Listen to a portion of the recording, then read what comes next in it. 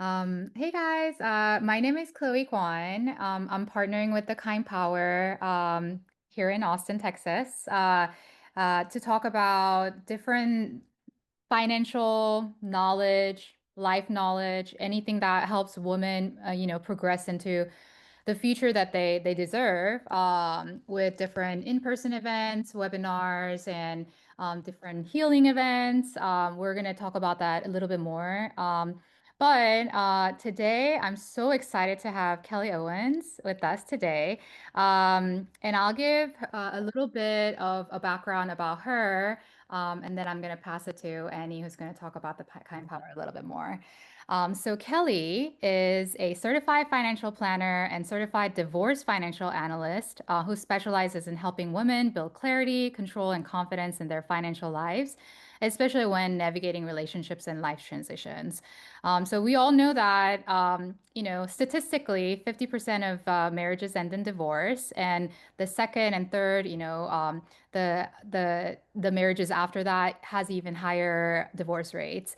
No one gets married to get divorced, but I think it's smart of us women to at least know about some of these knowledge of like what could happen. And Kelly's gonna share more stories of real women who's gone through different life transitions. What do we need to know in order to protect ourselves?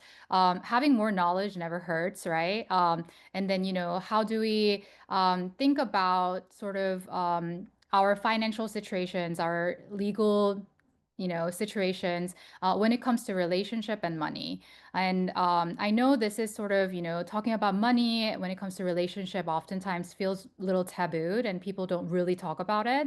But, I've heard from many women that they wish that they had this knowledge, before they got divorced or, going on to different life transitions. Like maybe your, spouse has passed away. What happens with you and your kids? What happens to your wealth, right? What happens to, when you get divorced without a prenup, what could happen, things like that.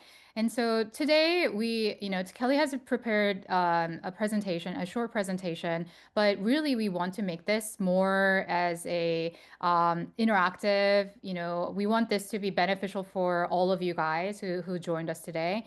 So after she's done sort of going through her deck, we want to make this more questions of like, what kind of questions do you have about your situations or anything that you wanted to know? I know I have a list of, questions that I wanted to ask her because, I'm getting married next year. I'm in the process drafting my prenup. So I have tons of questions. But feel free to, raise your hand or ask, unmute yourself, once her deck is done. But before we get to that point, I want to pass it to Annie, who's going to talk more about the Kind Power, the nonprofit that we're partnering with. So, hi, my name is Annie. Thank you, Chloe. A little bit of background about the Kind Power. It's a nonprofit started by Juliana Durr and with a mission just to help women and children and specifically survivors of domestic, emotional, or financial abuse. So, we have virtual events and live events here in Austin, Texas. We've also been building partnerships in other states in the United States and throughout the world as well. So we're really just believing that women can come together, that women have experience, and that we have knowledge and power. And if we're just able to share what we have, we can bring a lot of healing to our sisters everywhere. And I just wanted to mention briefly, speaking of healing, that we're having an amazing healing event here in Austin Tuesday, September 30th from 6:30 to 9:30. It's going to be at Cloud Flare, which is at 405 Comal Street. We have five amazing healers in Austin lined up, ranging from breathwork specialists to some storytellers that are going to help you get in touch with telling your truth in your voice. So definitely look for that and come out for that. Thank you very much. Awesome. Thank you so much, Annie. And without further ado, I'm gonna turn to Kelly, who's gonna give her presentation. Thank you, ladies. Annie, that event sounds amazing. I wish I was going to be in Austin so I could come to it. I'm so happy you all have joined us this evening. I am Kelly Owens. I'm a certified financial planner, like Chloe said, and certified divorce analyst. I've been working in financial services for about 25 years. So I've got a lot of experience and a lot of stories. If something can happen, I've seen it. And I've worked with these women. It's just absolutely amazingly rewarding work, bringing women into financial independence and seeing them heal in that aspect of their lives. So I really appreciate the kind power of for having me in this evening here. I'm in Cincinnati, suburb of Cincinnati, so I'm on Eastern time. So here's what we're going to talk about today. Let me see. Ah, our discussion today. We're going to talk about the financial challenges for women that are sometimes hidden. We're going to talk about building financial competence, how to own your financial future, and then just a touch on protecting investments for children. So why is financial independence so important? Financial independence means different things to different people. But basically, if you think about it as your ability to pay your bills, manage your debt, save some money for your future without being dependent on your partner, your parents, the government, or anybody else, independent by yourself. No matter who you are, achieving financial independence is important. Having financial resources to make decisions for yourself, plan for the future, and overcome any bumps in the road is key to your overall happiness and security. This is especially true for women because women have a unique set of financial challenges that we're going to talk about today. And like Chloe was saying at the beginning, yes, there's a high divorce rate. We're not trying to come from a position of fear or like, oh, everyone's going to get divorced. Like she said, nobody goes into a marriage saying, oh, I want to get divorced in 15 years. But it happens. It happened to me. So that's why I'm so passionate about this work and helping other women avoid some of the pitfalls that I did not. So I've seen a lot of situations in my career, and I think I can really help people avoid some of these situations. So let's first tackle women's hidden financial challenges. Okay, there are traditional household expectations. In every partnership, there is a division of duties. Like in my house, I cook, my partner does the laundry. I scoop the dog poop, he takes the garbage out. We've all got these division of duties, and that's the only way that you can get things done. Divide and conquer, especially if you have children. But finances, sorry, have traditionally been assigned to the man in the house. I'm turning 60 here in a couple days, so when I was little, growing up in the early 70s, with the world was way different. Mothers stayed home. Dads did all the work and handled all the finances. But we've evolved so much just in my lifetime that we really need to step up and start taking responsibility for ourselves. I always say to people, stop abdicating financial decisions to the men in your life. Stop it. I've even had single women I work with that, oh, my dad said to invest in this, or my uncle, or no, you decide. It's your finances. 50% of married women leave all financial decisions to their spouses. That's really typical in my cohort, but even among millennial women, it's even higher, like 61%. And oftentimes, those women are the major breadwinner, but yet they're still letting their husband make all the decisions about where the finances go. So this is a big issue. Another issue for women is the career and pay gap. Women continue to earn less than men. We hear that all the time. We know that's true. But another big issue is career breaks. Some women, like I stayed home with my children for a lot of years. I didn't go into finances until I was in my early 40s. So childcare and caregiving often lead to time out of the workforce, and then you're not accumulating money in a retirement account. You're not making money. You're home. And then even you return to work, and then sometimes we have to take off work to caregive for elderly parents. A lot of my friends are in this position, that sandwich generation, where they've got kids in college and then elderly parents that are living with them. And unfortunately, that responsibility and that work often falls to the woman. Widowhood. Chloe touched on this a little bit. 80% of women are widowed at least once in their lifetime. Okay. I have an aunt that's been widowed. She's on her third. She's been widowed 3 times. So a woman in that situation is suddenly faced with all of these financial decisions that they've never had to deal with. I'm working with a widow right now who's 41 with 2 small children. They went on vacation and her husband, they went to bed and he didn't wake up. So she was just in the other day with stacks of papers and documents. He did everything. So, we're really starting with square one, working, trying to get her everything settled and straightened out so that she can access some money. Again, divorce, 40 to 50% of marriages do end in divorce, unfortunately, and 60 to 67% of second marriages. Okay, that's a big number. Gray divorce. We call gray divorce anything over 50. But we're seeing divorces in 60s. I was working on a divorce where the woman was in her 70s.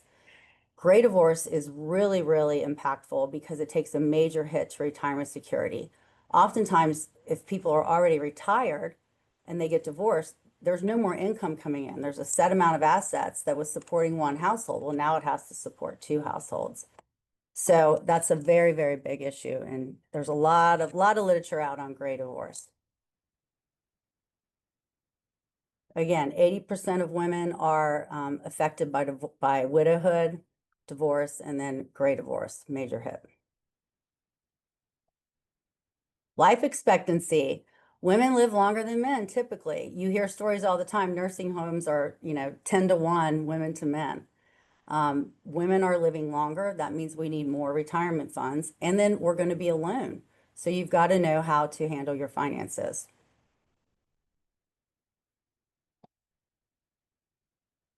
So let's talk about some myths about financial competence.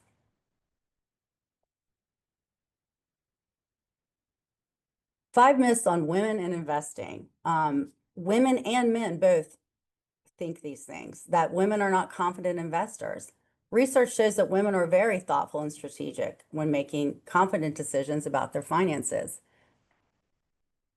Women are risk averse. They don't have what it takes to put money in the market and watch that market go up and down.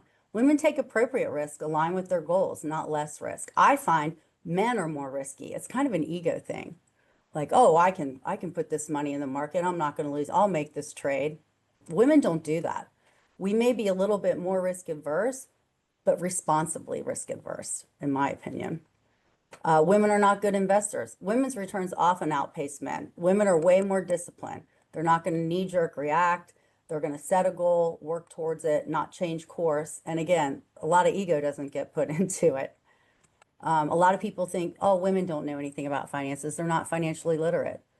Women actively seek knowledge. Just like men won't ask for directions, women will go look for and read books and educate themselves on finances.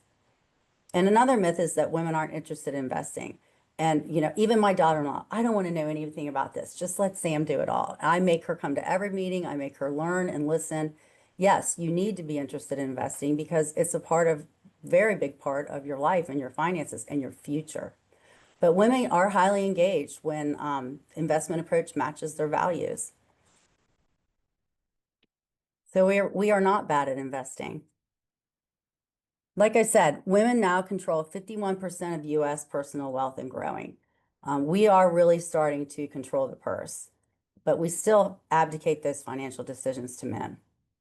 Again, women investors are often more disciplined and long-term focused. And women tend to prioritize family, education, and community giving in financial decisions. Younger generations are becoming more financially confident and empowered. So I'm hoping to see some good change with these Gen Zers coming up.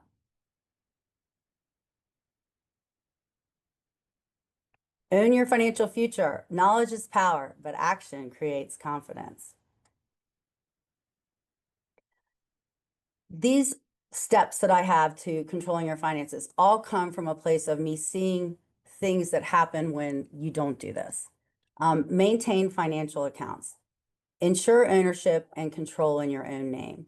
I see a lot of times, like women will say, Well, my husband saves in his 401k, so I don't have to. And it's all going to be there when we both retire. I've seen where the husband has taken out loans from the 401k, taken withdrawals without the knowledge of the spouse because your spouse doesn't have to, it's your own account. You don't have to, and no one else has to know if you take money out of it. So that's a very big danger. Engage in financial planning, attend all meetings, track assets, establish credit in your own name. Get a credit card in your own name, put your gas and groceries on it every month and pay it off. I've seen a lot of women get divorced and they have no credit in their own name. We can't get financing for a house. We can't get them a credit card. We can't get anything. So establishing credit in your own name is a very, very powerful tool. Preserve inheritance and gifts separately. If you get an inheritance or a large gift from a relative, keep that in a separate account in your name. If you take that money and let's say, for example, put it towards a down payment on a house and you and your husband are both on the house, now you've commingled that and it's no longer your asset. So if you get an inheritance or a gift, please try to keep it separately if you can. Property ownership, make sure that your name is on the deed to the house and the mortgage. I've seen so many cases where the wife is not on the deed to the house. And then if her husband dies, it's a nightmare trying to get it in her own name. So it's a very simple process to see an attorney and get a deed corrected and have your name on it. Put your name on that mortgage too. That helps build credit in your name, and then you have control of that. I've seen cases also where a couple's gotten divorced, they're both on the mortgage, and we can work with the mortgage company to slide one person off and keep the other on. If you have to start over in your own name, it's very difficult. And again, establishing credit in your own name is important. And the number one thing, do not sign documents without understanding what you're signing. I had a woman who was getting divorced. She owned her own string of nail salons. She was very successful. And her husband managed all the money because he knew better. I said, oh, yeah, let's see if he does. So what had happened was he had taken out several lines of credit and credit cards in the business name and accumulated about $230,000 of debt. And she was responsible for that because she had signed all those documents. And he would just put stuff in front of her. Oh, here, this is for the business. Sign, sign, sign. So make sure that you are looking at everything you're signing. And also tax returns. Make sure that you're signing tax returns and looking at what's going on, because a lot of women have gotten in trouble where their husbands are being audited and they're being audited and they're like, I didn't know this was going on. Well, you signed it. So make sure that you understand what you're signing.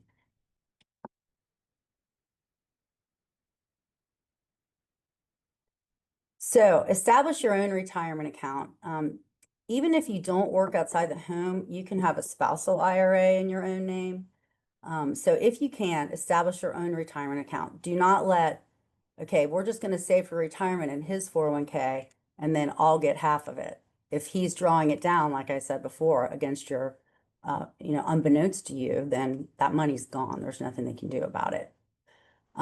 Be transparent. Review retirement statements belonging to your spouse every quarter. I say make a quarterly money date where you look at both, you be transparent and let your partner be transparent too. Let's look at those 401k accounts.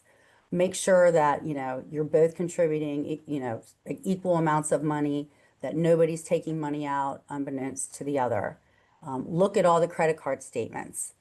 I've seen a lot of nefarious activities on credit cards where one spouse will be lavishing an affair, a mistress, or what do you call them? A mister, a mistress, and all that marital money is gone on someone else. So just review everything every quarter. Just keep everything on the up and up. Sometimes that's hard to do. Women feel like they want to avoid disagreements. I don't want to talk about money. We all come into a relationship. It's called behavioral finances. We all come into a relationship with our own thoughts on money. Your family may have been really open about money and talked about it all the time. Your partner's family may have never talked about money. It's taboo. So getting two people like that on the same page is often difficult. But if you're just starting out in a relationship, just lay that groundwork right from the beginning. Be open, honest, and transparent about everything financial. So I've been asked questions about, well, can I just save in my own retirement account and then that way it'll be mine during a divorce? Anything accumulated during marriage is considered marital. So let's say you have a 401k at work and you've been working at this company 5 years, you've been putting money away. Then you get married and you keep putting money away for the next 20 years. That 20 years of marital contributions is considered marital. So if you have $200,000 in a 401k and he has $300,000 in a 401k, they're going to equalize it. They're going to take that 500,000, you get 250 and he gets 250. So you can't really protect that. Anything that's accumulated during marriage is going to have to be split. When you consider a prenuptial agreement, keep that in mind. So what is your goal? What is your plan? Do you plan on working your entire career? Do you plan on taking some time off to raise kids? You know, you could be cutting off your nose to spite your face if you sign a prenup saying, all of my retirement is mine and all of his is his. And then he gets up to accumulate more because you're staying home for a bit. So really be mindful and thoughtful of that when you're considering a prenuptial agreement. If you have a lot of assets of your own going into the marriage, then absolutely get a prenup. I get a lot of questions around prenups. This is just a little keep track of your credit score. So please enlist a credit tracking service. I use one through a credit card. It lets you know if somebody's seeing your credit, if your credit's going up or down. I actually have my credit locked. If I want to get a loan or a credit card or someone needs to, lease a car, anything like that, I have to first call, get my credit unlocked so that somebody can do a credit check on it. It's kind of a pain, but it's worth it. So either keep your credit locked or keep track of it. Make sure that you understand what's affecting your credit. And if somebody's trying to take money out in a joint account, you will see that on your credit report. And I would also suggest monitoring your partner's credit report. There's nothing worse than being with somebody that's got bad credit. You've got a 700 credit score and you're with somebody with a 400 and you can't get anything. You can't get a mortgage, can't lease a car, can't do anything. So be mindful of that. All right, we're going to touch just a little bit on protecting investments for children. So there are two basic ways to save money for your kids. One is a 529. I'm sure everybody's probably heard of a 529 account. It's often referred to as a college savings account, but they're really opening up what you can spend this money on. It's tax advantaged, meaning that you put that money in and it grows tax-free for the rest of the time it's in the account. When you pull the money out, you don't pay taxes on it as long as you're using it for qualified educational expenses. But each 529 has to have a custodian. So one person is the custodian. So it can be joint. It could be one or both spouses. It can be reassigned to another relative if it's unused. Say you have a child that doesn't go to school. You can change the beneficiary on that to another child, to stepkids, which could be a problem down the road, to aunts, uncles. So it's really easy to change that beneficiary. So make sure that you have control and understand what's going on in that 529 account. Contribution limits are $19,000 per single person, 38 if you're married filing jointly. That's this year, but that changes slightly every year. And anyone can contribute. You get a gift code and you can give it to grandparents and aunts and uncles and anybody who wants to contribute. But titling matters. Remember, if only one spouse is the custodian, they control that account and they could withdraw those funds improperly. I was involved in a divorce case where the husband there was very high net worth, significant funds in these 529s, like hundreds of thousands of dollars. And the husband had been withdrawing the money and using it. So make sure that you've got a joint title on that. Again, being able to retitle that to another family, it's great flexibility, but it's also a potential danger point because that custodian can change the beneficiary. I mean, I could do a whole hour on 529, so I'm really grazing over this. The other is called an UTMA, Uniform Transfers to Minors account. Again, it's a custodial account. An adult manages it until the child reaches the age of majority. Depending on the state that you live in, it's either 18 or 21. Here in Kentucky, it's 18. I just had a conversation with a client this week. She's like, okay, my daughter's turning 18 in October. How do we put this in a different savings account so she doesn't get control of it? And I'm like, there is no way to get around that. Absolutely no way. That kid gets that money at either 18 or 21, and there's absolutely nothing you can do about it. There are no contribution limits in this, so you can put as much as you want in these. It's taxed under kitty tax rules. Under $2,600 in investment income is taxed at the parent is taxed at the parent's rate. We can invest these. We can invest these in anything we want. A 529 is just kind of put in an index track. And these gifts are irrevocable. Once the money is put into that UTMA, that it belongs to that child and you cannot get it out. But again, it belongs to them at either 18 or 21. So once again, titling matters on this. If only one parent is named as the custodian on the account, after a divorce, that parent remains in control, including investment and choices, when distributions is made, and all these things. So it's, again, a potential conflict. The non-custodial parent may worry about how the funds are going to be used. Courts generally do not transfer custodianship unless there's evidence of mismanagement. So it's very important to get those titled. Speaking of titling, that brings me to something I meant to touch on earlier, beneficiaries. Make sure you're looking at beneficiaries on all retirement accounts, making sure that beneficiaries are set appropriately, that you're the beneficiary of your husband's retirement accounts, that he's the beneficiary of yours, so that if something does happen, that money goes straight to you. On life insurance policies, make sure that all the beneficiaries are correct. If you get divorced, the first thing I do with a client is say, okay, now let's look at all these beneficiaries. Let's make sure we get them all changed. You don't want to be leaving a bunch of money to somebody that you decided you didn't want to be married to anymore. So titling matters on everything. Make sure that everything is titled appropriately.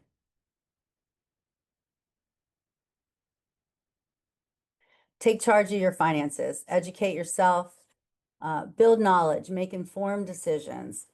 Be involved in all aspects of financial decisions. Invest with confidence. Build your independence. Maintain your credit. Keep assets in your own name.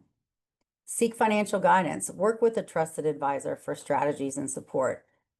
Make sure that you're attending all financial meetings if you've got a financial advisor, if you're married, make sure that you're attending with your husband.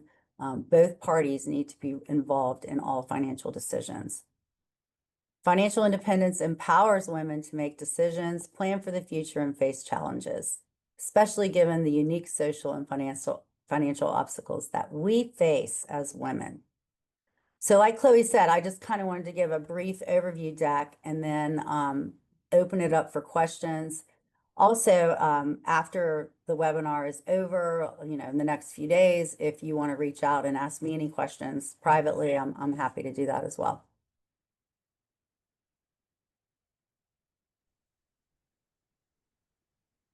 Perfect. Thank you so much, Kelly. I think that was a great overview of like what we can think about when it comes to money and relationship. So I think there was one question while you were talking.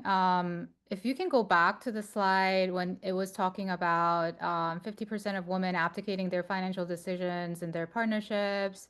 Mm-hmm. And then I think I'm guessing the question is about the pay gap versus abdicating. Annika, do you want to Oh yeah, I was just interested and surprised about the statistic about 51% of if you could go for it, I think it is like a couple more. Yeah.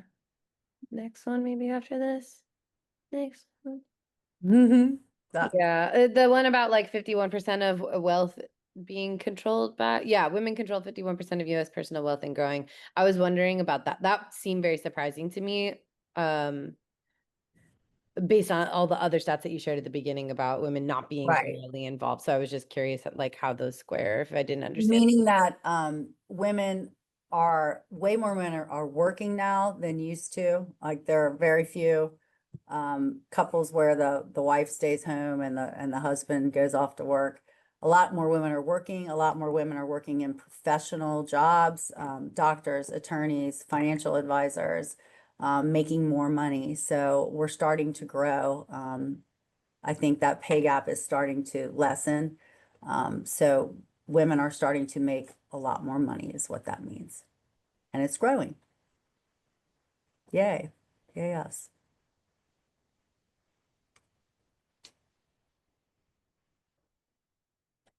Anybody with another question? Don't be shy. I have If a not, okay. specific question. Yep. When you were talking about like check always knowing what your credit score is, like I remember hearing like you're not supposed to check it because it dings it. So how often should you Right.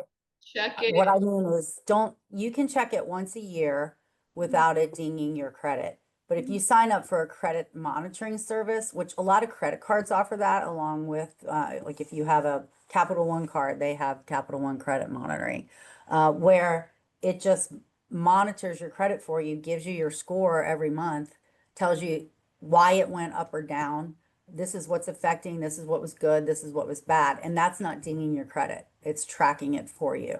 So That it's a sounds really credit. smart. It sounds really proactive. It is. It's wonderful. It's a really, really good service. And it's just like with my credit cards that I already have. Yeah, check your credit card company and see if you can do that, if they have that service. I know Capital One does. Um, you can also, Equifax and Experian, they have a credit monitoring service. You can pay like $7.99 a month for it or something like that. But a lot of credit cards offer it for free. But I would definitely suggest it. It really helps you keep track of what your credit's doing and why, which is very interesting. Very, Don't have those credit cards. Also, if you go to creditkarma.com, yeah, Credit Karma. it pulls all three of them and it doesn't affect your credit score or dings it. Good question. I'm sure you've seen a lot of people, get into relationship, out of relationship. Is there any like red flags that you've seen, that kind of, when you're seeing different relationships, is there any top red flags you've seen that signals like, oh, she should probably think about like, protecting herself financially? Is there any red flags Yeah. you've seen? Um, someone that if you're with someone that has a spending problem that is always overspending, beyond your means, that's a red flag. Somebody that does not want to be open and show credit card statements or 401k statements, like if they feel like they have to hide things, that's a big red flag too. So if somebody doesn't want to share, there's often a reason why they don't. Mm. Yeah, Laura was just asking, like monthly credit card statement review. How do you have that conversation about wanting to go over financial things? Like if you haven't done it before, like what's Right. the way to like have that conversation without making it a conflict? I would say monthly is probably a little much. You know how busy we all are. It's like, already we're in the middle of September. So I would say set up a quarterly meeting where you just go over all finances. And if you haven't done that before, you can just say, look, I've really been trying to educate myself on finances and how we can get ahead. And I think it's a great idea. I've heard this over and over again. If we sit down every quarter and go over everything together and really get on the same track with our finances. But see, that's again that people, oh, I don't want to get in, one more thing to disagree about, one more thing to cause stress in a relationship. it's kind of hard to get that conversation started. So if the quicker you can do it in a relationship, the better. Awesome. Yeah, I have a money date with my fiance, and There you go. try to make it fun. Go to like a new restaurant and then like go to a bar after. So restaurant is like fun, and then the bar we would bring like our laptops, and then we'll go over our future plans, and yeah, like just try to make it fun. Because if it's not fun, you won't want to do it. And it kind of becomes like a chore, and we don't want that. Right. Um, Hmm. but there's Yeah. a lot of people who I want to know more about as like a single woman, and what they could do. And I am assuming maybe it would be for if you're not planning on getting married at all. Is there anything that as a single woman thinking about their entire life, is there Hmm. anything that they should think about when it comes to like money or setting up, things or trust or whatever it is? Right. Well, even as a single person, make that quarterly money date with yourself where you sit and look at everything. Make sure you first set your goals, what you're really looking to do. Are you looking to short-term save, long-term save, retirement save, buy a house, whatever you're looking to do. Make sure you're on track for that. The credit monitoring is super important. Just, with all the scams and fraud and, we have clients reporting, phishing and scamming and all the time. It's becoming so prevalent. So the credit monitoring is really important. And just if you do get in a relationship, doesn't mean you have to get married, but if you're in a relationship with somebody, just be very bold about saying, I'm very in tune with my money. We have a great relationship, and this is going to stay. I'm going to stay my course. If you want to jump on the bandwagon, let's do it. But make sure that you're doing it, even if you're single, just reviewing everything. I mean, I have a client who's a good friend of mine, and she's been married 35 years, and she has a secret bank account. She calls it the Swiss, my Swiss bank account. And I'm always like, you can't do that. Like, it's what she likes to do to spend money on her kids and, trips and things like that. And I'm like, if he was doing that, you'd be throwing a fit. So I try to encourage her to get rid of the Swiss bank account, but I haven't been successful in all these years. So. Awesome. So what's the difference between different things that you have to think about when it comes to being married, like legally married, in your state versus like civil union, meaning like you just live together, but after a certain number of years, it almost kind of de facto becomes like a marriage, right? So can you talk more about like legality of like when that happens and like money situations and things like that? You know, yeah, it's common law is 7 years. Um, in all my years of practicing, I've never seen anybody go after somebody for common law assets and win. So I don't know how, I know in my state, I know some states are more progressive in community property states, but um, just if you're in that type of relationship and you keep all your money separate, you should be able to walk away with your money. But is somebody going to come after you for palimony? I'm sure you've heard of palimony. People get sued for, I've been with this person for 20 years. We're not married, but now, he doesn't want to support me anymore. And so, yeah, there have been cases, not in my state, but I have seen them. Oh, wow. Yeah. I do have a comment here. I do have a friend in Texas who purchased a house here in Austin, and her domestic partner was going after that house because he was claiming that he's her domestic partner and live in that house, even though he was not on a title. They did not have an official marriage, but it was quite difficult to get rid of him once he started, going after her properties and assets. Yeah. I mean, the only way to avoid any of that is it's not really a prenup, but a contract going into that relationship stating that this asset's mine, you have no, you know, title to it once if we break up. So that would have to be done before in a contract.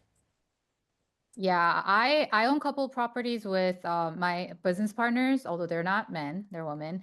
But we wrote partnership agreement, drafted partnership agreement as well as buy sell agreement. So if any of you guys have bought a property without being married to each other, it's very good to have these drafted, and it doesn't actually cost as much as you think. Yeah. Yeah, and then in case there's some dispute happening later down the road, this will define what to do. So like in our case, we said we're gonna sell it and then divide the proceeds evenly. But you can have any kind of clauses like one person can buy the other person out and things like that. Mm-hmm. Yeah. Buy-sell agreements are important in those types of situations. But do you have it written in there that no future spouse has any entitlement to those properties? That's good. Yeah. So it's a good one, yeah, not to forget, because the domestic partner or business partner could get married in the future and have a claim. Yeah, yeah. Or if your partner has died while being married, then the other person automatically can inherit your share or Right. You your share. share. And also same with businesses too. I've actually heard a story about like co-founders of a company and they like basically the partnership blew up, but the husband of that part, your business partner basically tried to say it's his company as well, and then he ended up getting a voting right, which ended up dissolving the company, right? They went bankrupt because of that. So yeah, if anybody is starting, I mean, we all can start businesses or have Mm, businesses already, and I think it's important to know how to protect your business interest, just in case. yes, just in case. It's Mhm. always a just in case, right? You want to plan for the worst, hope for the best. That's right. So for me, I want to talk more about prenups because Okay. I'm drafting one right now. Prenup or postnup, right? I'm guessing like is prenup more like better enforceable in legal like judicial sense than postnup or Yeah, they're both the same. They're one's just done before marriage and one you decide to do after marriage. So, Mm, no, they both will hold up. You just need to make sure they're, executed, signed, filed, all that good stuff. Each person has to have their own attorney representing them. right. So, if like, what are some of the clauses? I know everybody's situation is different, but is there any like common clauses or anything like sneaky clauses that women should insist on when they're drafting their prenup? I don't get into the legal aspect of the prenups very much. I try to stay in my lane. But just it depends. It's different for every woman because it depends on what you're trying to protect. Is there any like money related clauses that women should insist on? Like, if like let's say like if I can perform if I become like I don't know disabled or something, just God forbid. But if I get disabled, whatever in the future while being married, something protection or I don't know what it could be, but Yeah, I'm not sure on that. Again, that's more of an attorney's I see. um, purview than mine. So I work in Cincinnati, we have two on. So in Cincinnati, Kentucky and Ohio are separated by the Ohio River. So I'm on the Kentucky side, then there's a Cincinnati side. We have a collaborative divorce group on each side of the river, where collaborative divorce is where everybody works together as a team. The attorney, attorney and the spouse all come together. There's usually a financial advisor who's a neutral. So I would go in and just not working on one side or the other, just, look at their goals and say, okay, this is how I would suggest, dividing all of this and whatnot. It's a really, really growing way to get divorced. I call it the warm, fuzzy divorce. Um, Oftentimes when kids are involved, that's the way that we try to push people. So I work with a lot of attorneys and I see a lot of these things on the table and hear them all, but I have to not give it anything legal and no legal advice. What about opening trusts. That's another option that I've heard, because it could get tricky in Texas with the common law. So I was Mhm. advised to actually open a trust versus doing post-nap Mhm. and basically allocate all of my assets into that trust. So do you know any information, or do you have any information? Yeah, there's lots of different types of trusts. So yes, you can put assets into a trust. Especially I see this in second marriages, where there's a trust set up for, let's say, if you had children, Juliana, and you wanted to protect their, their inheritance, that, make sure that it all goes to them and not a second spouse. I see that a lot in second marriages, but those are very effective tools. Oh, thank you. That's a good point about the children as well. Yeah. Mm.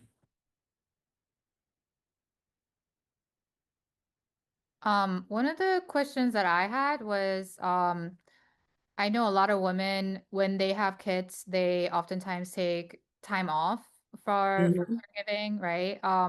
How do you protect yourself in case of a, divorce, or a separation or whatever, when it comes to that? And So a lot of times that's a big issue in a divorce where, like I had a case where the wife was an attorney and she stayed home to raise four children. And when they got divorced, the youngest was, I think, a junior or senior in high school. So she had been home all this time. So she was expected to re-enter the workforce. Well, had she been practicing law for 20 years, her salary was going to be way, way more than it was as an entry-level attorney.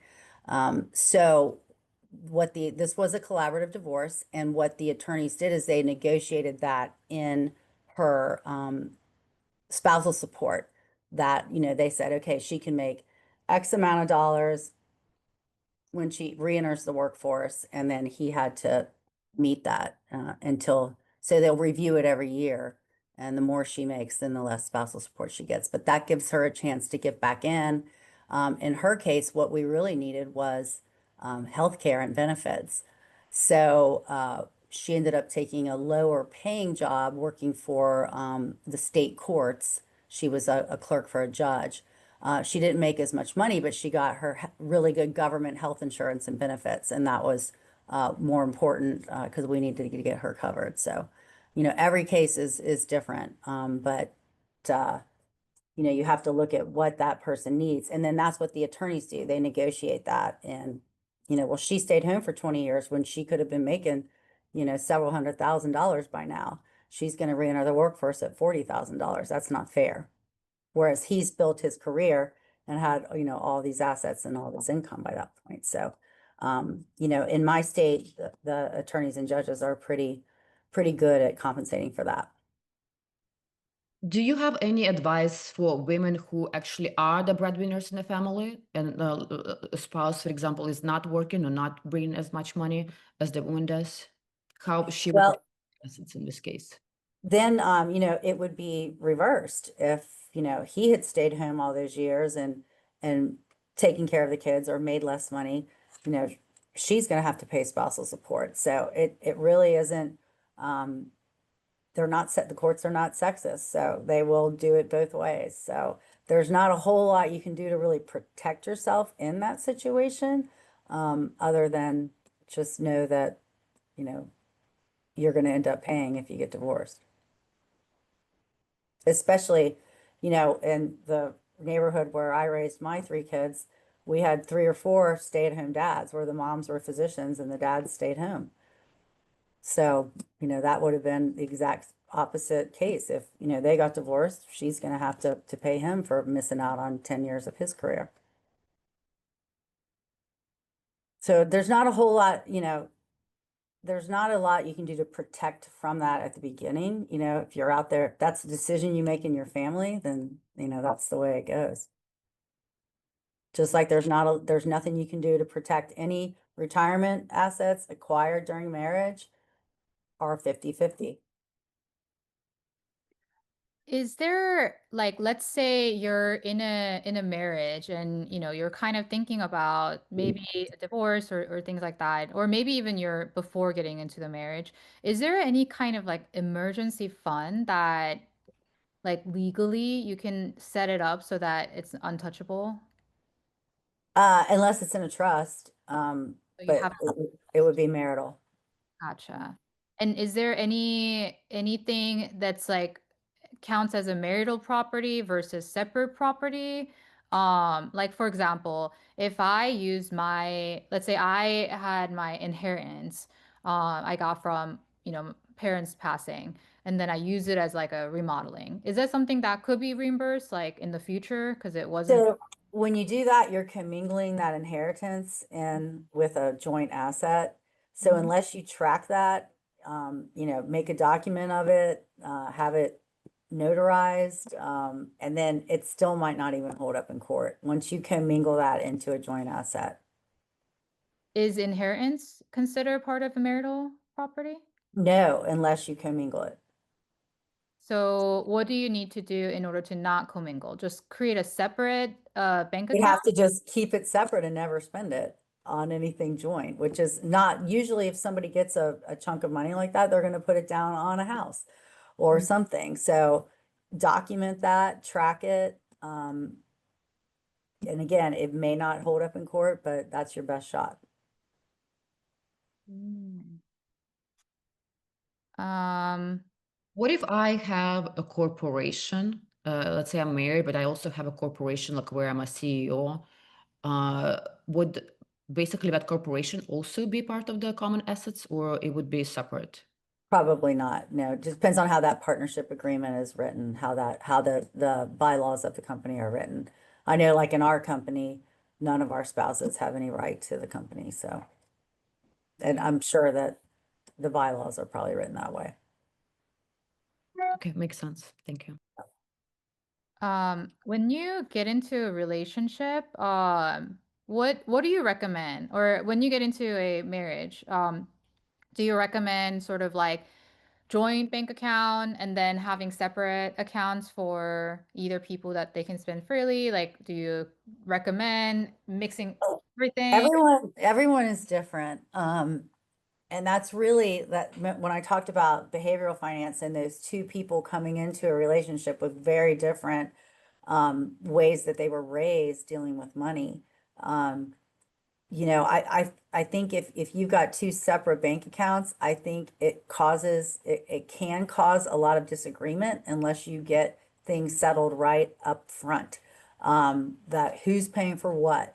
Um, make sure that you're transparent, that you look at those statements, that you review those statements together of each separate account.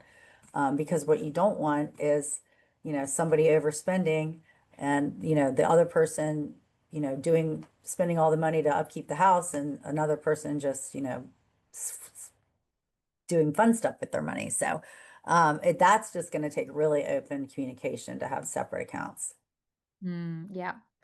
Um, Or I have seen, separate accounts and then a joint account that runs the household.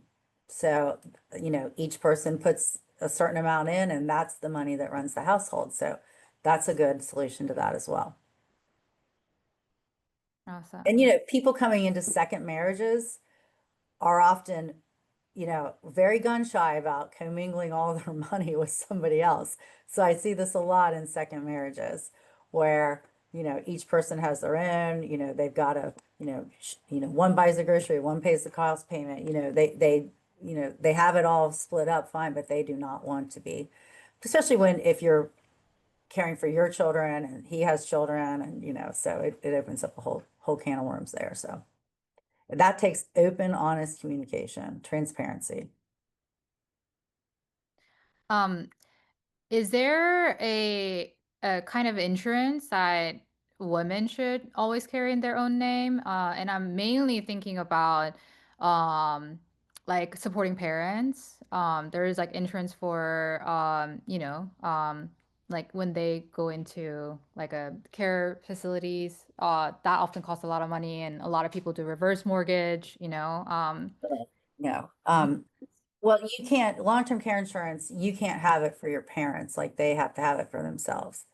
Um, life insurance, it depends if, if you have children, young children, I always recommend having at least $1 million on each spouse in very low cost term insurance. Like for my son and daughter-in-law, I have $1 million on each of them. It costs them maybe, a couple $100 a year. It's very inexpensive. It's 30-year term, so it'll get them through having kids. So life insurance really depends on specific situations. Long-term care insurance is a whole nother thing. And that's, you shouldn't really get long-term care insurance until you're probably like in your 50s, but that's I could do a whole nother hour on long-term care insurance. I would love to hear that. Yeah. Yeah, it's a lot. So yeah, because people are living so much longer, a lot of people end up needing care in some type of care facility, especially women. Yep, especially women. Mm. I know we're out of time, but is there like final piece of advice that you can give for women? Maybe like 3 financial steps that women can take, regardless of, whether you're married or not. So Whether that you're married or not. Okay, take control of your finances, set goals, review your finances, and know where every dime is going. Take control. Monitor your credit. Make sure you know if your credit is being dinged. Your credit score is so important throughout your whole life. So monitor that credit. And then protect your investments. Make sure everything is titled, beneficiaries are correct. Just be in control. Don't let anybody make your financial decisions. That's my #1 mantra. Stop abdicating your financial decisions to the men in your life. Take control yourself. amazing. Well, thank you so much, Kelly. It was an awesome talk, and I still have so many more questions. If anybody is wanting to work with Kelly or wanted to ask her more questions, we'll include her email in our newsletter coming out, so that you can ask more questions to her. And then yeah, we just shared our next event. So and that's going to be in person in Austin. So make sure to tune in for that. And yeah, we're going to wrap it up. But thank you so much, Kelly, Thank for you. Thanks for having me. I really enjoyed it.